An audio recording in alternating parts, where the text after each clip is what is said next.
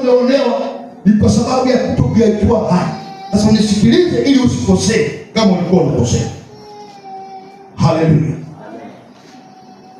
Tusangalia njia anazotumia Mungu kufikisha ujumbe kwa watu wake. Njia ya kwanza, Mungu huzungumza nasi, hufikisha ujumbe kwetu kupitia ndoto na maono. Sema amen. Ili aweze kufika mahali, Mungu huzungumza kwa njia ya ndoto ili kukupa taarifa, uyajue ndoto. Uwe makini sana, kwa sababu usipokuwa makini huenda ukapata hasara badala ya faida. Haleluya.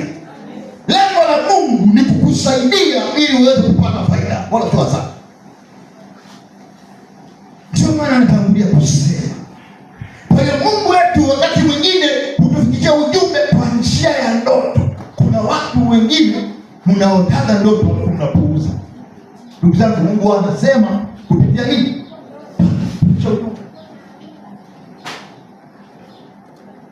Au maono.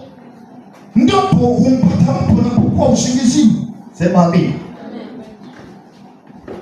Anapokuwa amelala, akili imetulia, Mungu huwa anateremka kuzungumza na mtu.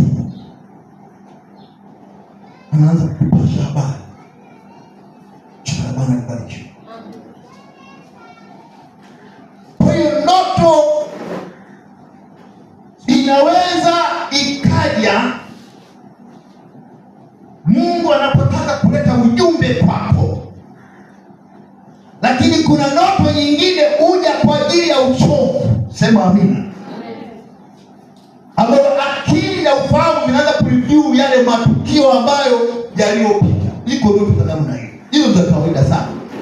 Lakini kuna ndoto ambayo Mungu anazungumza na mtu kwa lengo la kufikishia hali juu ya jambo fulani, kwamba mwanangu, kuna hatari. Sasa katika hatari hii fanya moja, mbili. Unapoamka usipuuze yale mambo, kwa sababu Mungu hajawahi kuongea uongo hata mara moja kwa watoto wake. Pale anapotaka kusema. Jina la Bwana libarikiwe. Kwa hiyo Mungu